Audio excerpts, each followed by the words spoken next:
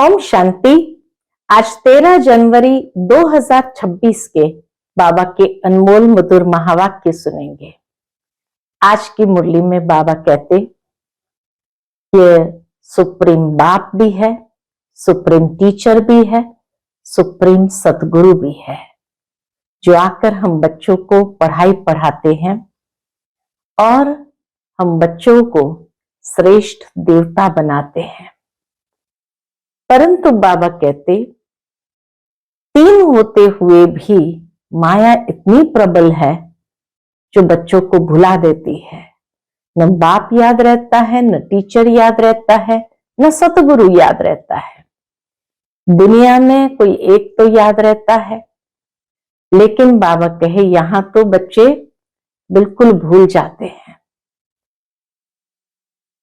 सचमुच बाबा कहते हैं तीनों के द्वारा हम बच्चों को श्रीमत मिलती है और बाबा कहते तुम बच्चों को श्रीमत पर चलना है। लेकिन माया ऐसी है जो तीनों की श्रीमत की भी अवज्ञा करा देती है। विशेष जब बाप कहते हैं कि बच्चे चार्ट जरूर रखो, तो बाबा आज कहते हैं मुश्किल से 2% ऐसे होंगे जो चार्ट रखते होंगे। लिखते भी है, कुछ कुछ आत्माएं लिखती भी है चार्ट में, लेकिन लिखने के बावजूद भी सही श्रीमत के आधार पर नहीं लिखते हैं और फिर लिखना छोड़ देते हैं। क्यों? क्योंकि लज्जा आती है। जब देखते हैं एक दो बार लिख करके कि चार्ट हमारा ठीक नहीं है, तो फिर अंदर में लज्जा आती है, इसलिए छोड़ देते हैं। तो बाबा कहते ये तीनों की इज्जत करना है, अर्थात श्रीमत पर संपूर्ण चलना है और इस पढ़ाई के द्वारा अपना भविष्य बनाना है। तो सुनते हैं आज के बाबा के अनमोल मधुर महावाक्य। ओम शांति। मीठे बच्चे, बाप की श्रीमत का रिगार्ड रखना माना मुरली कभी भी मिस नहीं करना, हर आज्ञा का पालन करना।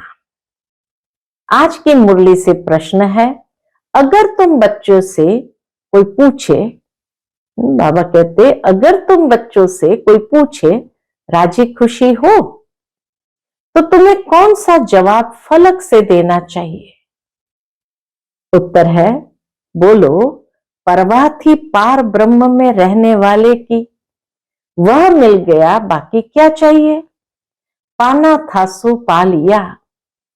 तुम ईश्वरीय बच्चों को किसी बात की परवाह नहीं, तुम्हें बाप ने अपना बनाया, तुम्हारे पर ताज रखा, फिर परवाह किस बात की। ओम शांति। बाप समझाते हैं बच्चों की बुद्धि में जरूर होगा। कौन सी बात होगी? कि बाबा बाप भी है, टीचर भी है, सुप्रीम गुरु भी है। इसी याद में जरूर होंगे। यह याद कभी सिखला नहीं सकते, यह याद कभी कोई सिखला भी नहीं सकते। बाप ही कल्प कल्प आकर सिखलाते हैं। वही ज्ञान सागर पतित पावन भी है, वह बाप भी है, टीचर भी है, गुरु भी है। यह अब समझा जाता है जबकि ज्ञान का तीसरा नेत्र मिला है। सबसे पहले बाबा आकर हम बच्चों का ज्ञान का तीसरा नेत्र खोलते हैं, जिससे हम तीनों स्वरूप को अच्छी तरह से समझ सकते हैं। बच्चे भल समझते तो होंगे, परंतु बाप को ही भूल जाते हैं, तो टीचर गुरु फिर कैसे याद आएगा? माया बहुत ही प्रबल है, जो तीनों रूप में महिमा होते हुए भी तीनों को भुला देती है। इतनी सर्वशक्तिमान है। बच्चे भी लिखते हैं बाबा, हम भूल जाते हैं।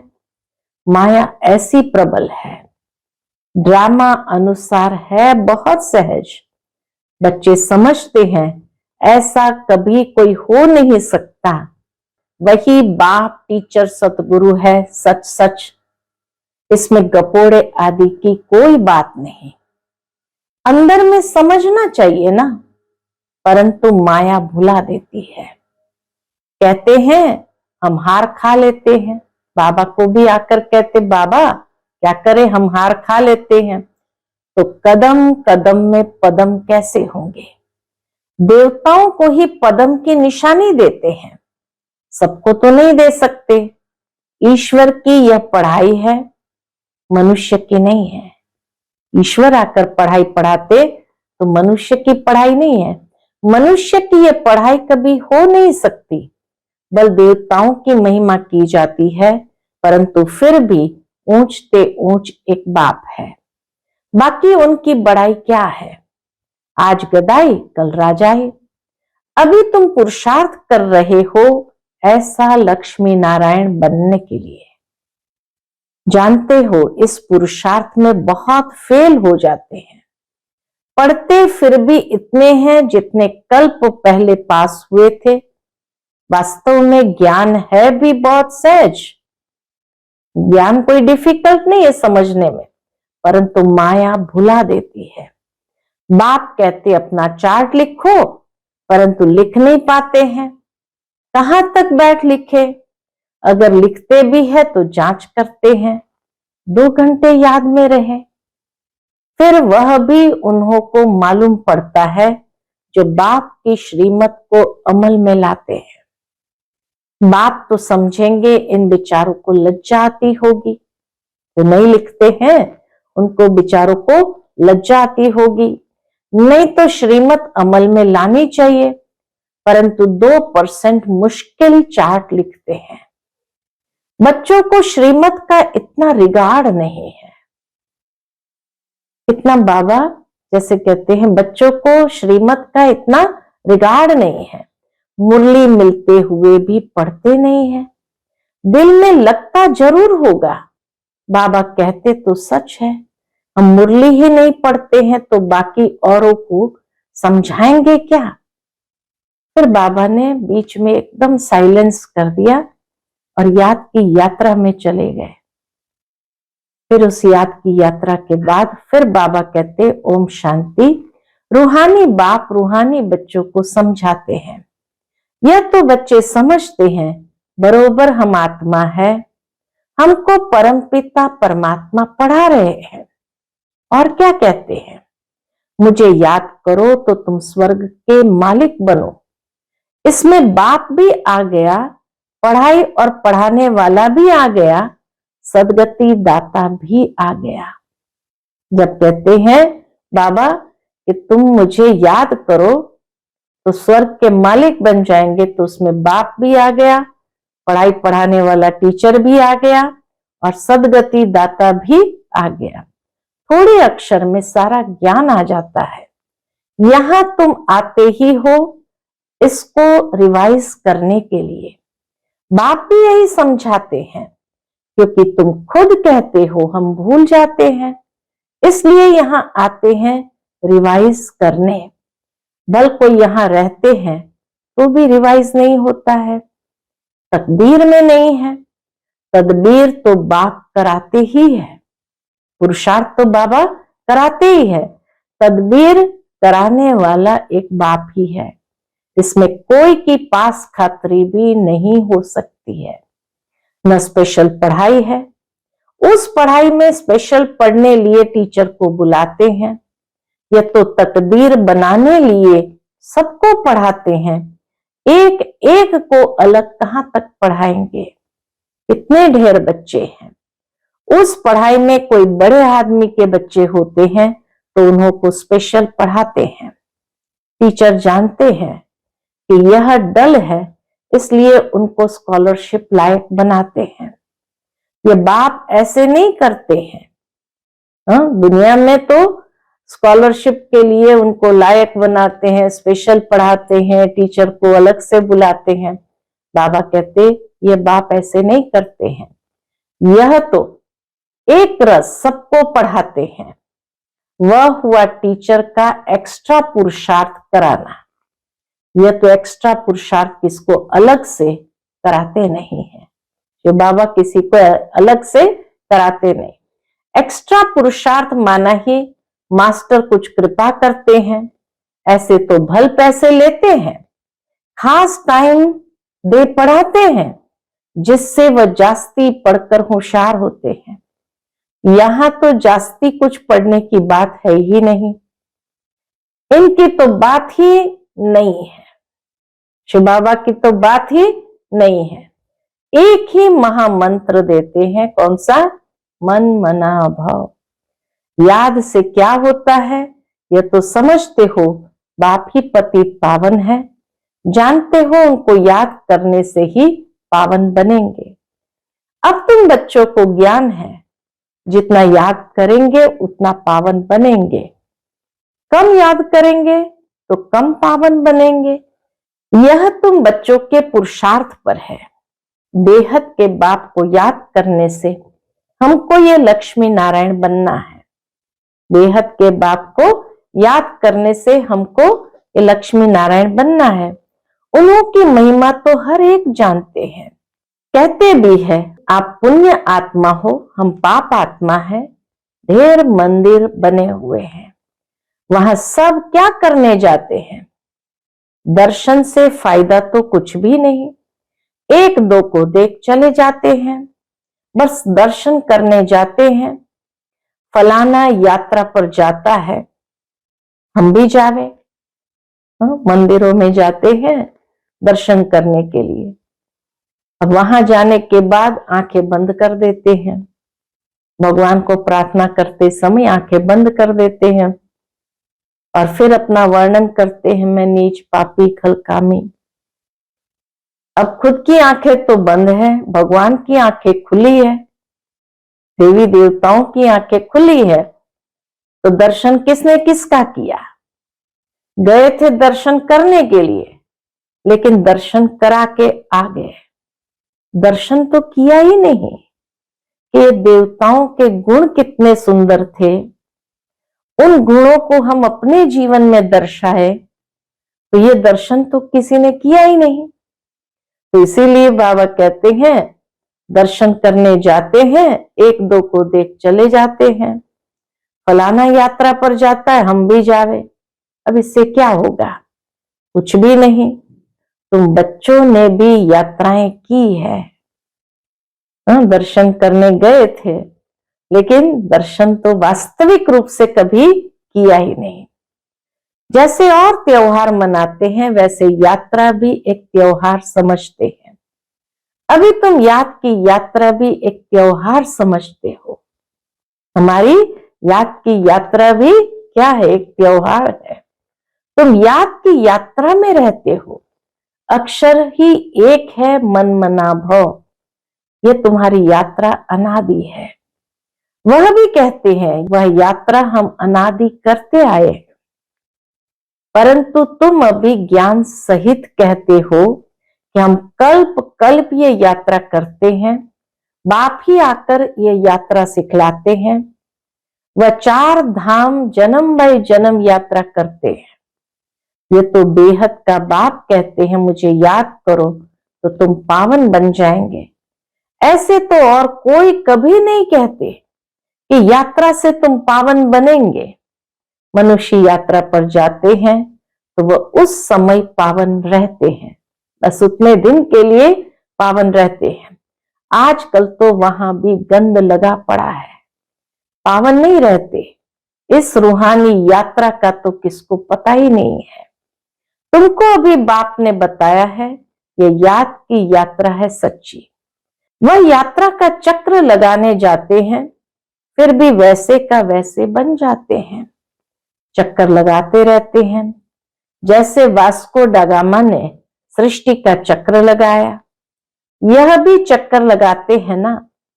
गीत भी है ना, चारों तरफ लगाए फेरे, फिर भी हरदम दूर रहे। भक्ति मार्ग में तो कोई मिला नहीं सकते, भगवान कोई को मिला नहीं, भगवान से दूर ही रहे। फेरे लगाकर फिर भी घर में आकर 5 विकारों में फंसते हैं। वह सब यात्राएं हैं झूठी। अभी तुम बच्चे जानते हो यह है पुरुषोत्तम संगम युग। जबकि बाप आए हैं, एक दिन सब जान जाएंगे बाप आया हुआ है।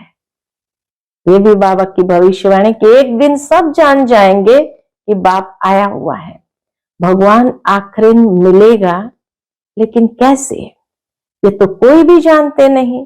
ये तो मीठे मीठे बच्चे जानते हैं कि हम श्रीमत पर इस भारत को फिर से स्वर्ग बना रहे हैं।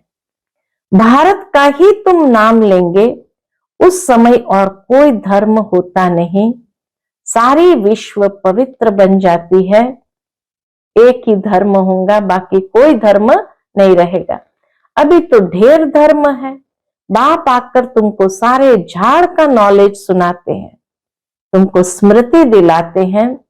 तुम 100 देवता थे, फिर 100 क्षत्रिय, 100 वैश्य, 100 शूद्र बने, अभी तुम 100 ब्राह्मण बने हो। यह हम 100 का अर्थ बाप कितना सहज समझाते हैं। ओम अर्थात मैं आत्मा, फिर हम आत्मा ऐसे चक्कर लगाती है। वह तो कह देते हम आत्मा सो परमात्मा, परमात्मा सो हम आत्मा। एक भी नहीं जिसको हम 100 का अर्थ यथार्थ मालूम हो। तो बाप कहते हैं यह तो मंत्र है, यह हर दम याद रहना चाहिए। चक्र बुद्धि में नहीं होगा तो चक्रवर्ती राजा कैसे बनेंगे।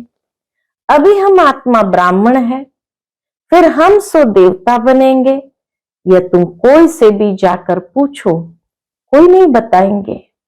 वह तो 84 का अर्थ भी नहीं समझते।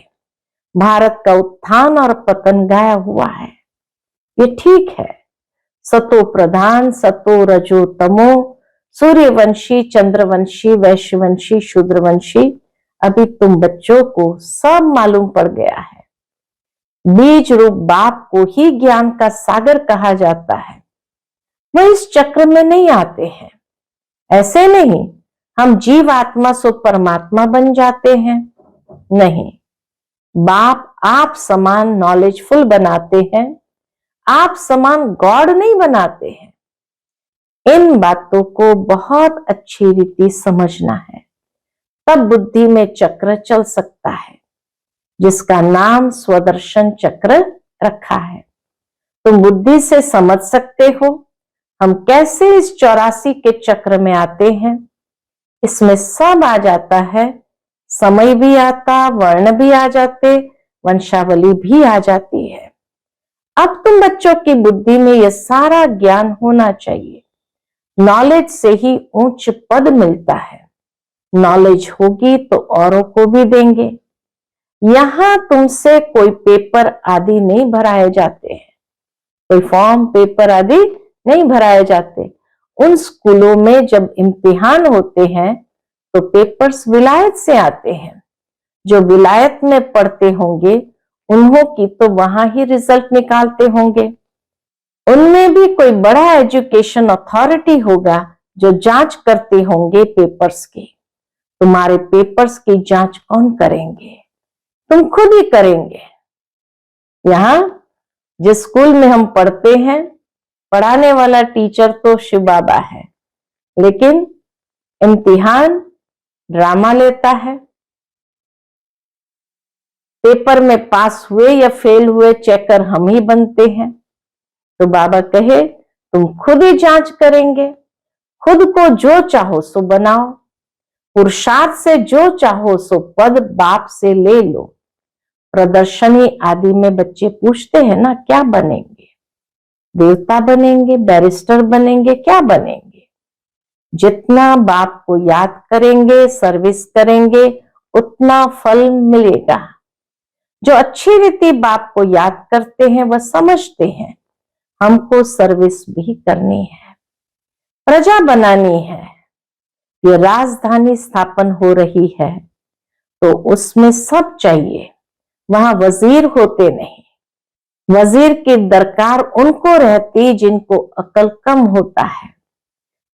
तुमको वहां राय की दरकार ही नहीं रहती है। इतने समझदार देवताएं हैं जो राय की दरकार ही नहीं रहती। बाबा के पास राय लेने आते हैं, स्थूल बातों की राय लेते हैं, पैसे का क्या करे, धंधा कैसे करे। बाबा कहते ये दुनियावी बातें बाप के पास नहीं ले आओ।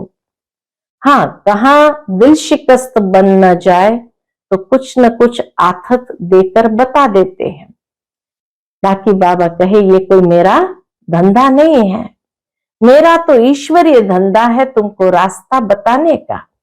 तुम विश्व का मालिक कैसे बनो, तुमको मिली है श्रीमत, बाकी सब है आसुरी मत। सतयुग में कहेंगे श्रीमत, कलयुग में आसुरी मत। वह है ये सुखधाम, वहां ऐसे भी नहीं कहेंगे कि राजी खुशी हो। वहां कोई एक दूसरे को पूछेंगे नहीं सतयुग में कि राजी खुशी हो, तबीयत ठीक है। ये अक्षर वहां होते नहीं, ये यहां पूछा जाता है। कोई तकलीफ तो नहीं है, राजी खुशी हो, इसमें भी बहुत बातें आ जाती है। वहां दुख है ही नहीं जो पूछा जाए। बाबा के वहां दुख है ही नहीं जो पूछा जाए, यह है ही दुख की दुनिया। वास्तव में तुमसे कोई पूछ नहीं सकता। बल माया गिराने वाली है तो भी बाप मिला है ना। तुम कहेंगे क्या तुम खुश खैराफत पूछते हो, हम ईश्वर के बच्चे हैं, हमसे क्या खुश खैराफत पूछते हो। परवाह थी पार ब्रह्म में रहने वाले बाप की, वह मिल गया, फिर किसकी परवाह। यह हमेशा याद करना चाहिए, हम किसके बच्चे हैं। हा? कोई अगर हमसे खुश खैराफत पूछे तो ये भी बाबा की इंसल्ट है कि हमारा चेहरा उनको अच्छा नहीं लगा, ठीक नहीं लगा, तभी उसने हमसे पूछा। यह भी बुद्धि में ज्ञान है कि जब हम पावन बन जाएंगे तो फिर लड़ाई शुरू हो जाएगी। तो जब भी तुमसे कोई पूछे कि तुम खुश राजी हो तो बोलो हम तो सदैव खुश राजी हैं। बीमार भी हो तो भी बाप की याद में हो, तुम स्वर्ग से भी जास्ती यहां खुश राजी हो। हम स्वर्ग से भी जास्ती यहां खुश राजी है, जबकि स्वर्ग की बादशाही देने वाला बाप मिला है जो हमको इतना लायक बनाते हैं, तो हमको क्या परवाह रखी है। ईश्वर के बच्चों को क्या परवाह, वहां देवताओं को भी परवाह नहीं, देवताओं के ऊपर तो है ईश्वर, तो ईश्वर के बच्चों को क्या परवाह हो सकती है। बाबा हमको पढ़ाते हैं, बाबा हमारा टीचर सतगुरु है, बाबा हमारे ऊपर ताज रख रहे हैं, हम ताजदारी बन रहे हैं। तुम जानते हो हमको विश्व का ताज कैसे मिलता है, बाप नहीं ताज रखते, यह भी तुम जानते हो। सतयुग में बाप अपना ताज अपने बच्चों पर रखते हैं, जिसको अंग्रेजी में कहते क्राउन प्रिंस। यहां जब तक बाप का ताज बच्चे को मिले तब तक बच्चे को उत्कंठा रहेगी।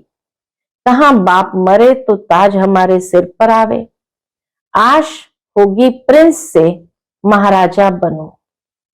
उनको आश होती है मैं प्रिंस से महाराजा बनूं। वहां तो ऐसी बात नहीं होती। अपने समय पर कायदे अनुसार बाप बच्चों को ताज देकर फिर किनारा कर लेते हैं। वहां वानप्रस्थ की चर्चा होती नहीं, बच्चों को महल आदि बना कर देते हैं, आशाएं सब पूरी हो जाती है। तुम समझ सकते हो सतयुग में सुख ही सुख है। प्रैक्टिकल में सब सुख तब पाएंगे जब वहां जाएंगे, वह तो तुम ही जानो। स्वर्ग में क्या होगा, एक शरीर छोड़ फिर कहां जाएंगे।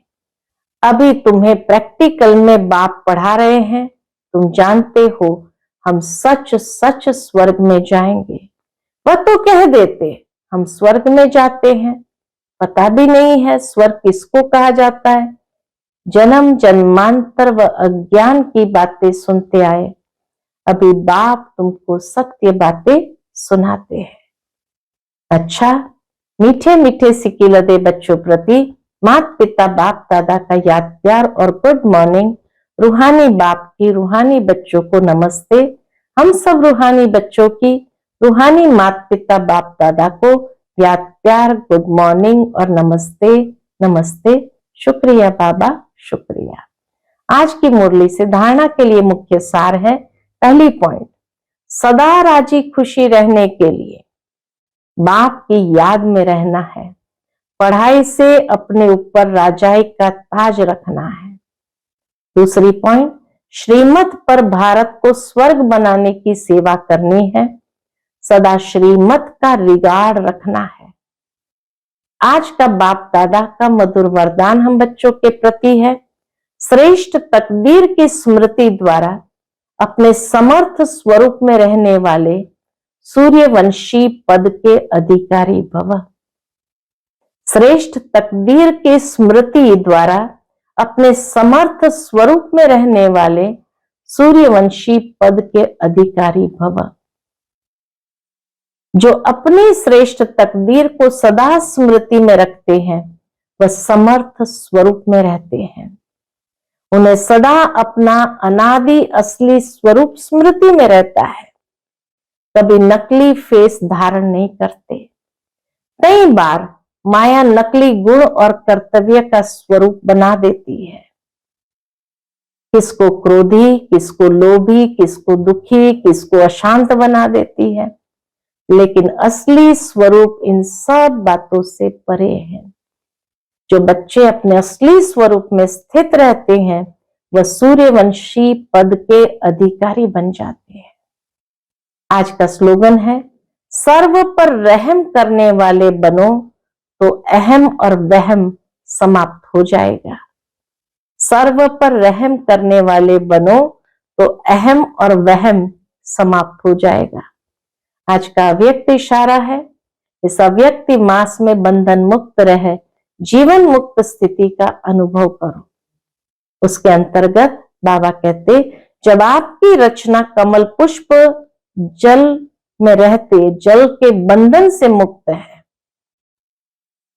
तो जब रचना में यह विशेषता है तो क्या मास्टर रचना में नहीं हो सकती है?